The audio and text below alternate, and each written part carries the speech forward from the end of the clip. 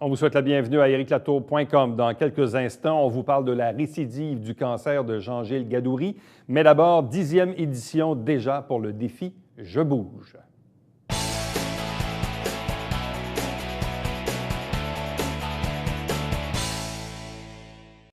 Le temps passe vite, c'est déjà le moment de vous parler de la 10e édition du défi Je bouge, qui va se tenir cette année le samedi 10 septembre, toujours au Parc Beaulieu à Saint-Jean-sur-Richelieu. Vous savez que depuis quelques années, l'événement a été déplacé au début septembre, ce qui est probablement une bonne chose pour une multitude de raisons.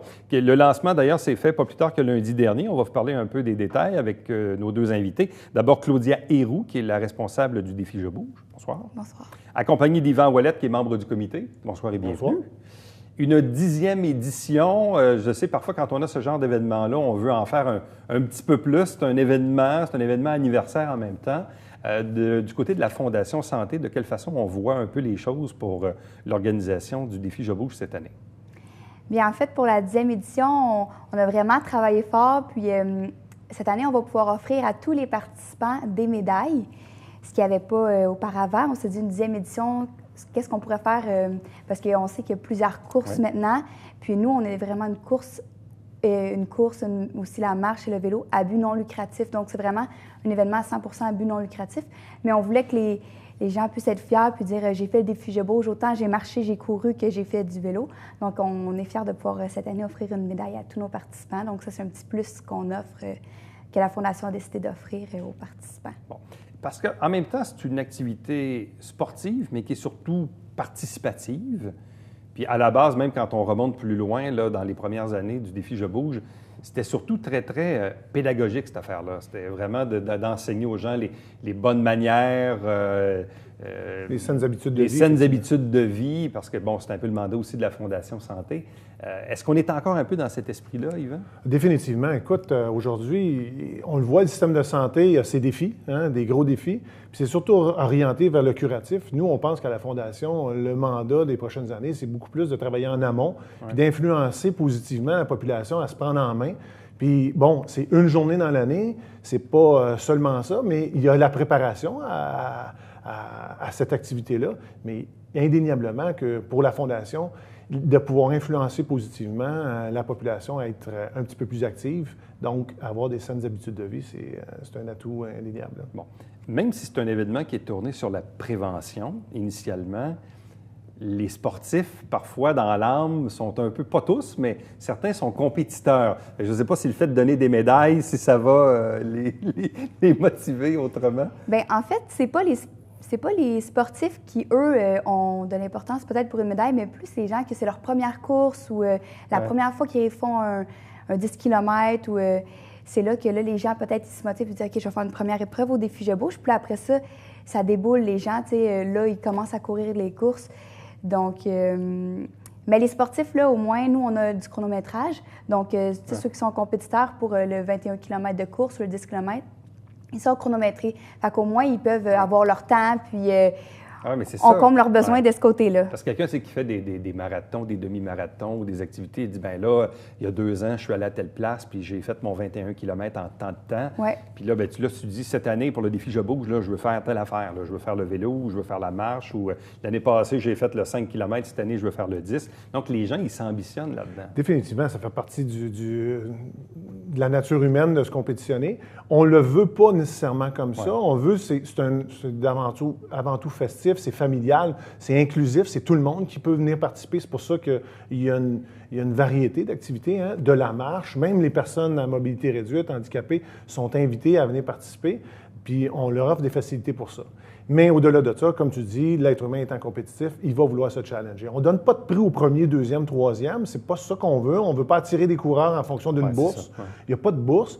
Mais indéniablement, la personne qui est un petit peu compétitive, elle regarde son temps. On est enregistré auprès de courir.org. Fait qu'elle va pouvoir comparer ses temps. Ils vont être homologués, ils vont être véridiques avec des distances qui sont validées aussi. Donc, pour cette personne-là, elle a tous les outils pour se challenger un peu. Bon, c'est un bel événement, c'est un événement festif. C'est surtout un événement rassembleur pour y avoir participé dans les dernières années, justement, où là, j'ai fait, je pense, le 21 km vélo, ça se peut-tu? Oui.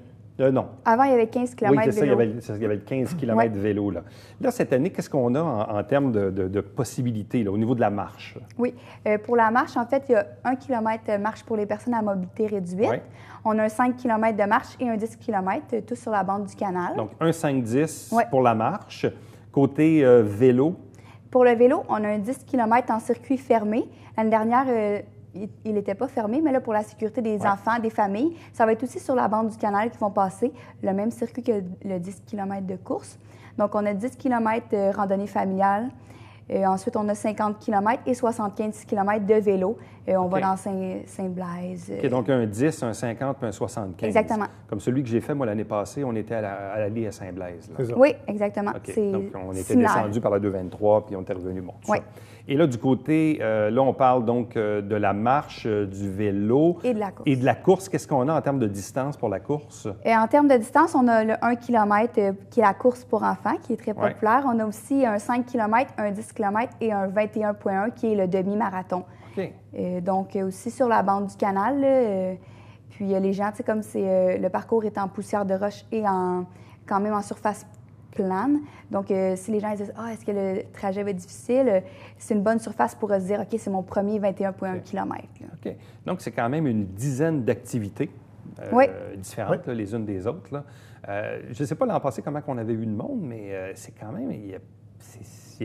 la participation est quand même assez massive. Là. Oui. En fait, l'année dernière, il y a eu près de 3000 personnes C'est dans un même avant-midi au Parc Beaulieu. Donc, c'est pas toute la journée, c'est vraiment de 7 h le matin à 13 h, il y avait 3000 personnes. Puis cette année, on souhaite encore augmenter la participation. On a des entreprises qui participent. Donc, tous ces gens-là sont justement là pour la Fondation. Que c'est vraiment un beau moment pour rassembler les gens autour de la santé. Ça, c'est assez incroyable. Déplacer, faire bouger 3000 personnes dans une ville comme ici, au Parc Beaulieu, où c'est quand même pas si grand que ça, c'est quand même assez incroyable. C'est un tour de force. Là. Oui, puis je pense qu'il y a du potentiel encore pour aller plus loin que ça. Je suis convaincu qu'avec une bonne promotion, une bonne publicité, on est capable d'aller chercher plus de gens. Puis d'expérience, d'année en année, les gens qui viennent, qui vivent ce moment-là, on les traite bien, on les accompagne bien. Il y a plein de jeux pour les enfants, il y a de la bouffe pour tout le monde. On a créé une section entreprise cette année qui est vraiment bien. On a entendu ce que les entreprises avaient à dire. On a créé une section spécifique pour eux où il va y avoir un chapiteau. Ces entreprises-là vont pouvoir réseauter ou les aider à créer un événement. Tu sais, c'est pas toujours évident de dire on va faire un party de bureau, mais là, à peu de frais, tu vas pouvoir créer ton party, t'invites ta famille, puis c'est participatif, puis ils vont avoir une section réservée pour eux autres. Fait que c'est à peu de frais, là, vraiment, pour une entreprise, c'est un bon moyen de créer un party de bureau à peu de frais. Comment fonctionnent les modalités d'inscription? Parce que là, on est au mois de juin. Oui. L'événement est le 10 septembre. Évidemment, ça commence déjà à se parler. Là, vous avez procédé au lancement. Bon, je présume que les gens, en allant sur défijebouge.com, vont obtenir assez de détails, mais comment fonctionnent les modalités d'inscription au niveau du temps, ce que ça demande, l'argent demandé, bref, comment ça fonctionne? En fait, là, il y a vraiment deux façons de s'inscrire. La plus simple, c'est d'aller sur défijebouge.com. Puis là, vous choisissez si vous faites une inscription individuelle, une inscription familiale ou on peut joindre une équipe aussi. Donc, si il y a quelqu'un qui décide d'être le leader de notre équipe, il faut qu'il y ait 5 personnes. Puis là, admettons, on va chercher l'équipe Actiform. Puis là, les gens peuvent aller s'inscrire sur l'équipe Actiform. Puis ça, c'est la façon la plus simple d'aller sur défijebouge.com. Pour payer, ils ont le choix de payer par carte de crédit ou par virement bancaire. Donc, c'est vraiment sécuritaire.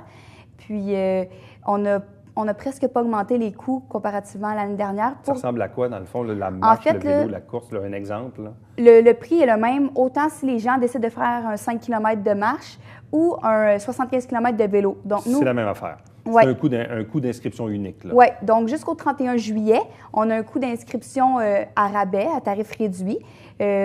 Le coût d'inscription individuelle, c'est 45 $ pour quelqu'un qui décide de s'inscrire par soi-même. Si on joint une équipe, on sauve 5 $. Donc, c'est 40 $.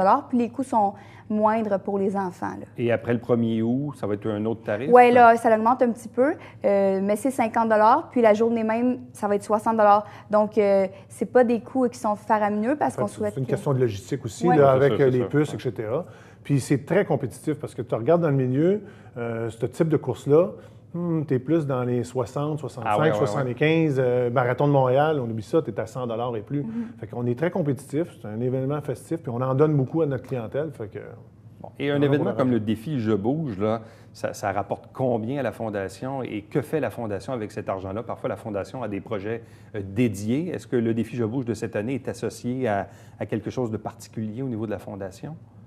bien, il y a toujours le Centre Mère-Enfant qui, Ouais. qui est un objectif, tu sais, la campagne majeure. Mais au-delà de ça, il n'y a pas de fonds dédiés vraiment OK. par rapport au défi Je bouge. C'est un événement qui est fort aujourd'hui là, pour la Fondation. Fort PHARE Ouais. et fort aussi dans le terme qui a atteint une certaine maturité, qui ramasse des revenus. Quand on a débuté au début, on avait moins de revenus, moins de ressources. Aujourd'hui, ça commence à être assez important. On parle de quelque chose avec les commandites, avec les inscriptions, on est dans les 175 000. Fait que, Ouais. tu sais, c'est au-dessus de 100, majeur, 125 c'est un 000. gros Oui, événement. oui, Ouais. c'est un gros événement. C'est 100, 125 000 $ par année qui vont être réinvestis dans la communauté, dans notre système de santé de différentes façons. Of course, c'est toujours la bonne vieille méthode d'acheter des équipements, mais au-delà de ça, on est dans d'autres vocations, le Centre Mère-Enfant et d'autres projets qui sont à déterminer avec le CA de la Fondation. Bon. Donc, défijebouge.com, c'est la porte d'entrée la plus facile pour vous inscrire. Donc, tarification particulière jusqu'au 31 juillet, individuel ou équipe, ou etc. Ouais. Et là, vous choisissez un peu ce que vous allez faire. Vous allez faire de la marche, de la course, du vélo et selon la distance que vous allez déterminer. Le jour même de l'événement, parce que c'est samedi le 10 septembre, ça commence à quelle heure, ça finit à quelle heure? Sur le site même, bon, tantôt, Yvan en faisait un peu référence au niveau des kiosques et tout ça. Pour le public, lui, qu'est-ce qui est recommandé pour la journée même? En fait, la journée débute à 7 heures. Surtout pour les gens qui commencent le vélo, on leur demande d'arriver un peu plus tôt pour pouvoir préparer les pelotons. Donc, la journée, c'est de 7 heures à 13 heures. Puis, si vous n'êtes pas un participant puis vous venez encourager votre famille ou un ami, eh bien, il y a des jeux gonflables. On va avoir aussi, on va donner de la nourriture. Il va y avoir des jeux gonflables. Des clowns, des maquilleurs, des choses comme ça là, qui animent pour les enfants. Puis au-delà de ça, il ne faut pas oublier, on a un besoin énorme de bénévoles et de bénévoles. Il va sans dire qu'une organisation comme ça, ça ne se fait pas sans la participation de la ville. C'est énorme. On sait toutes les infrastructures et les ressources humaines et matérielles de la ville, mais on a besoin de bénévoles, que ce soit comme encadreurs, les coins de rue, Oui. à la billetterie, etc. Là, C'est sûr. Quand tu déplaces 3000 personnes au Parc Beaulieu, tu as besoin de bénévoles pour gérer oui, tout ça. puis il faut bien les gérer. On les accompagne, nos bénévoles, puis parce qu'on les veut d'année en année, fait qu'on les traite bien, puis on en a besoin. Un gros merci à vous deux. Bonne chance. On invite donc les gens à participer en grand nombre pour ce 10e anniversaire du défi Je bouge au profit de la Fondation Santé au Richelieu-Rouville. Merci. Merci à vous. Merci. Restez avec nous puisqu'au retour, vous l'avez peut-être vu lors du Téléthon Enfants Soleil en fin de semaine, Jean-Gilles Gadouri, ce jeune homme de Bedford, a malheureusement une récidive de son cancer.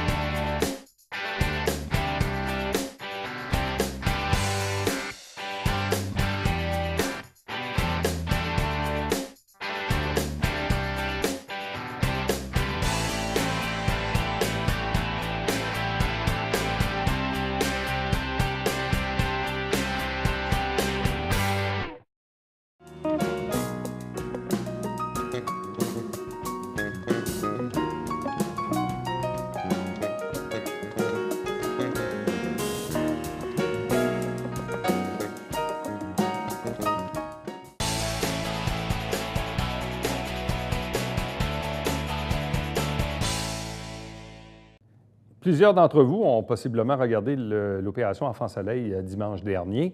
comme on le fait aussi à chaque année depuis des dizaines et des dizaines d'années. Et vous le savez, ici, dans la région, on a un jeune garçon de 10 ans, Jean-Gilles Gadouri, qu'on a reçu à l'émission à quelques occasions, même quand il avait 5 ou 6 ans. Il faisait de la chanson, de la comédie, des trucs comme ça. Et on a suivi, au travers des médias, son combat contre le cancer, passé à 2 doigts d'y passer. On était en attente d'un don de moelle osseuse et finalement, on avait réussi à le sauver. Il avait retrouvé relativement bonne mine, physiquement, mentalement, avait un projet d'album également là, dont on avait parlé dans les derniers mois.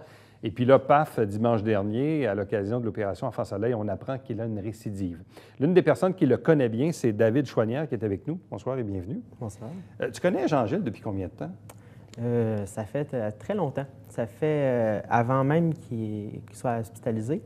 Je connaissais Jean-Gilles, je l'ai connu dans un spectacle en réalité parce que moi, je suis producteur. Ouais. Donc, je fais toutes sortes de spectacles, toutes sortes d'événements. Il y a un moment donné où il est allé dans un spectacle qui était justement pour Opération Enfant Soleil. On ramassait des fonds pour Opération Enfant Soleil. J'avais fait l'éclairage de ce spectacle-là et je le voyais aller. Tu sais, sur le coup, je me dis, il va faire une belle petite chanson comme les enfants ils font tout pour faire pleurer un peu le monde. Mais non, il a fait vraiment une petite chanson joyeuse. Il faisait J'irai au bout de mes rêves, qui avait été repris par Garou de Jean-Jacques Goldman. Très belle chanson, justement, qui a fait bouger. Je voyais que c'est un jeune très énergique. Et justement, là, je l'ai connu là. Je l'aimais bien déjà d'avance. La première fois qu'on le voit, on apprend tout à l'aimer. Dès qu'on le voit, il est super adorable. Très, très charismatique et attachant. Très gentil, très le fun. Puis quand j'ai appris justement la nouvelle, c'est au mois de septembre, début septembre 2014, que j'ai appris la nouvelle qu'il avait eu le cancer, moi, je m'étais tout de suite dit, il faudrait que moi, j'aille le voir, faire un petit geste, aller le voir au moins une fois. Je suis allé le voir. En milieu septembre, il commençait toujours, il était vraiment très faible, cancer au bout. Là. Le cancer était vraiment là, quasiment à 100% de son corps. Là. Mais il affichait pareil son sourire. Il a continué pareil à afficher son sourire. Tout le long que j'ai été là, cette petite soirée, la première soirée que je suis allé le voir, première journée, dans le fond, que je suis allé le voir, c'était la petite soirée, puis il a bien aimé. On s'était bien amusé. J'avais même ouvert mon ordi, j'avais monté des petites choses. Finalement, après ça a continué. Je suis allé voir une deuxième fois au mois d'octobre. Je crois qu'à partir de ce moment-là, ça avait cliqué. On s'amusait tellement que c'était un peu comme devenu mon petit frère. On s'amusait. Après ça, j'allais le voir à tous les semaines. Puis je dirais même jusqu'à 2 fois par semaine. Puis c'est une relation en réalité que la plupart du monde ne savent même pas parce que je ne veux pas trop en parler non plus. Reste que c'était une petite relation entre nous deux. C'était comme mon petit frère. Fait qu'on s'amusait, puis ça lui permettait de jouer, ça lui permettait d'oublier sa maladie. Puis j'ai continué à le faire jusqu'à temps qu'il sorte de l'hôpital.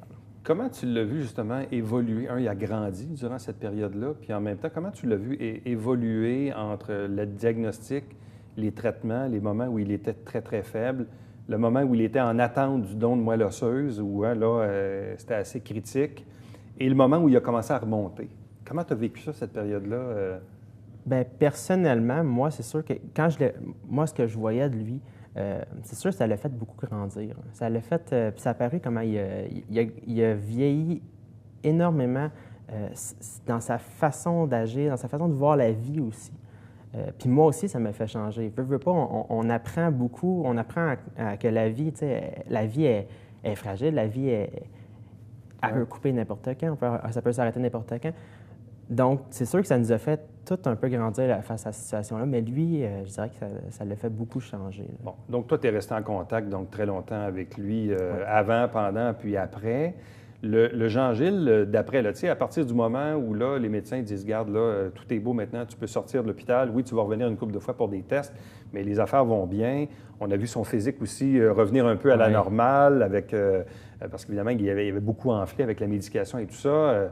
Tu sais, je regardais encore dans les derniers mois, dernières semaines, puis moi, tu sais, je regardais ça de mon œil extérieur, je me suis dit, ils l'ont sauvé, il va bien, il a repris la forme et tout ça. Est-ce que tu avais un peu le même regard? Bien, c'est sûr que oui. Oui, c'est sûr qu'on a toujours une peur, veut pas, parce qu'on sait qu'un cancer, ça peut revenir. On a toujours une peur de récidive, mais c'est vrai qu'effectivement, tout allait bien. Il n'y avait rien qui pouvait faire croire que ça pourrait revenir, mais parce que tout était bon, ses résultats étaient toujours bons, puis il était en parfaite forme, puis il est encore en parfaite forme malgré son cancer. Oui, c'est ça, tout à fait, il reste très, très joyeux. Là. Ça fait combien de mois à peu près qu'il est, comme tu dis, là, en forme et tout allait bien? Là? Ça fait combien de temps à peu près? Bien, qui est revenu plus à la normale, c'est depuis, je dirais, qui est revenu depuis l'été dernier. C'est sûr qu'il était encore enflé vu la médication qu'il recevait et tout, mais reste qu'il était plus normal. Parce que nous, on l'avait reçu ici, je pense, c'était en septembre, puis on l'avait revu un petit peu après. Ouais. Donc, ça faisait presque un an, presque un peu moins qu'un an, 10 mois, disons, où les affaires allaient bien. Oui, que tout se replaçait, puis qu'on voyait l'évolution, qu'on se disait qu'il allait revenir à une vie normale. Il était revenu à l'école. C'est vrai, Il est encore, aujourd'hui, il est encore à l'école aujourd'hui. Comme, tu sais, ça allait bien. Tout était revenu normalement. Bon, et là, qu'est-ce qui s'est passé? Parce que, bon, là, ils l'ont annoncé à Opération Enfant Soleil dimanche. Toi, tu le savais quelques jours auparavant. Explique-nous un peu dans quel contexte Jean-Gilles t'a appris la nouvelle. Dans le fond, je dirais que ça a été assez difficile parce que Jean-Gilles ne veut pas, il reste que garder... On se parlait plus beaucoup parce que, de toute façon, il était revenu à une vie normale. Et moi, j'ai bien des projets, donc des fois, je me dis, on n'a plus tant le temps non plus, puis je le laisse vivre sa vie comme il vivait. Mais... c'est mardi, juste avant la semaine même, c'est le mardi qui m'a appelé parce que c'est le mardi soir, environ vers 6 heures, si je me souviens bien, qui a été communiqué par le médecin qui a annoncé la nouvelle. C'est sûr qu'eux autres, ça a été très difficile sur le coup, sa mère et tout, même son frère et sa sœur. Ils l'ont vécu entre eux, mais ça a été, je crois, la façon que j'ai pu en comprendre, c'est que ça a été presque automatique. Il a voulu me demander parce qu'il voulait revivre ce qu'il avait vécu à l'hôpital avec moi les soirées qu'on jouait ensemble. OK. Donc, c'est pour ça qu'il a demandé à me communiquer. Lui, dans sa tête, évidemment, il sait ce qui l'attend, les traitements et tout ce qui vient avec. Et là, quand il t'a appelé pour t'annoncer la nouvelle, c'était en même temps aussi pour te dire, j'aimerais ça que... C'est presque la première... Je dirais que c'est presque la première chose qu'il m'a dit. Quand il m'a appelé, ça a été tout de suite... c'est pour m'annoncer la nouvelle, c'est sa mère qui m'a écrit la nouvelle. Donc, automatiquement, on s'est rejoints, puis c'est lui qui m'a répondu. Ça a été vraiment, je dirais, je cherchais mes mots. Je ne savais pas quoi dire. J'avais de la misère C'était tellement dur à penser que ça pouvait être encore le cas, que ça pouvait vraiment arriver. Puis je ne le croyais pas, même que j'y ai dit plusieurs fois, c'est pas une blague, là. Tu sais, c'est vrai. Ouais. Mais oui, c'était vraiment le cas, mais c'est ça, la première chose qu'il voulait, c'était de me demander, voir si je pouvais aller le voir à l'hôpital puis jouer avec lui. Et donc, là, tu lui as répondu oui? Oui, c'est ça. Oh oui, c'est sûr que je ne peux pas me permettre de... Dans quel état d'esprit il est en ce moment? Parce que là, bon, il a encore 10 ans, hein, c'est ça? Là, il a 11 ans. 11 ans, donc 11 ans maintenant. Il a vieilli durant les deux, trois dernières années, là, clairement, mais il a vieilli plus vite, comme tu l'as dit, que la moyenne, là. Dans quel état d'esprit il est depuis une semaine, là, depuis qu'il a appris la nouvelle de la récidive de son cancer? C'est sûr qu'en apprenant la nouvelle, ça a été très démoralisant. Ça, je l'ai vu et ça paraissait, il a beaucoup pleuré. Même en m'appelant, il pleurait beaucoup. Mais Jean-Gilles est fort de nature. Il est très... il revient facilement à être joyeux. Il est tout le temps joyeux.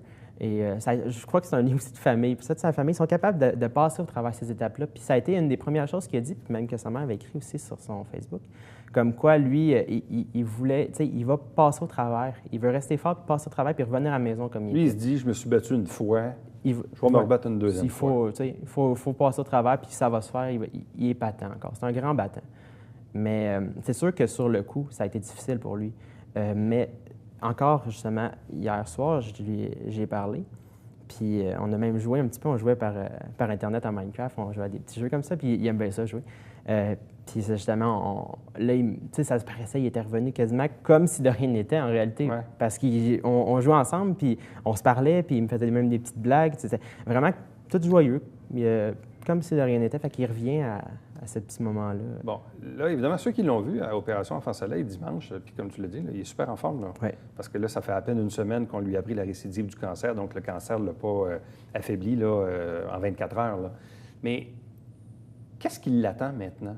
Parce que là, est-ce qu'il t'a expliqué un peu là, ce qui va lui arriver dans les prochaines semaines? D'une certaine façon, c'est presque, on pourrait presque dire, c'est un peu un copier-coller de ce qu'il a vécu. Parce que c'est pour ça aussi qu'il sait vraiment ce qui arrive. Okay. Parce que c'est encore de la chimiothérapie. On parle, je crois, si je me souviens, de 3 traitements de chimiothérapie et une nouvelle greffe de moelle osseuse. Une nouvelle greffe? Oui, une nouvelle greffe de cellules souches, en fait. Parce que là, présentement, son sang est affecté par le cancer. Là. Ça veut dire qu'il y a des cellules cancéreuses qui sont dans son sang. Donc, il faut qu'il détruise les cellules, mais il leur donne une nouvelle greffe parce que sinon, il va reconstituer encore des nouvelles cellules cancéreuses. OK. Fait que c'est à peu près Presque le la même chose. processus, là. Oui. Donc là, ça veut dire qu'il va s'en aller à l'hôpital général à Montréal. Oui. Puis il va être pris Pour là pendant un bon 6 mois. Pendant 6 mois? Oui, facilement. Aïe, aïe, aïe. C'est ce qui est prévu, ce que sa mère il a dit. Puis elle m'a annoncé, dans le fond, c'est 6 mois. Donc, c'est sûr qu'on parle encore d'un long moment difficile. Et toi, évidemment, tu désires l'accompagner dans tout ça. Ouais, puis, c'est sûr que lui, tu vas aller le visiter. Oui, j'y ai promis ça. C'est comme une promesse. Puis j'avais fait quasiment dès le début la promesse que jamais je vais l'abandonner. Je vais toujours aller le voir. Peu importe ce qui va arriver, je vais toujours être là. Puis ça, c'est sûr que jamais je vais l'abandonner. Oui. C'est particulier quand même.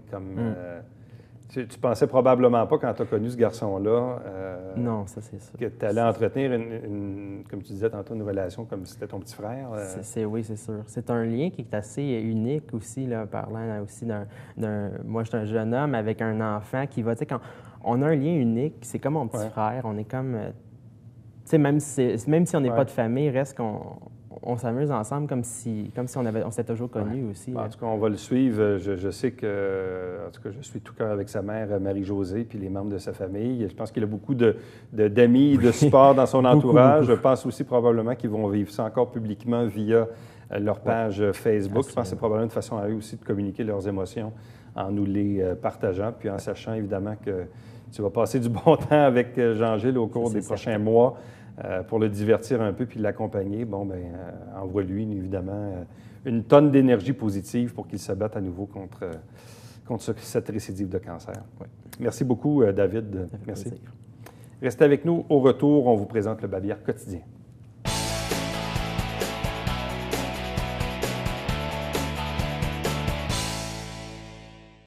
Le ministère des Transports va procéder jusqu'au mois d'août à des travaux de pavage sur la route 112 dans la portion entre Richelieu, la 133, chemin des Patriotes, jusqu'à la 227, dans le secteur de Marieville.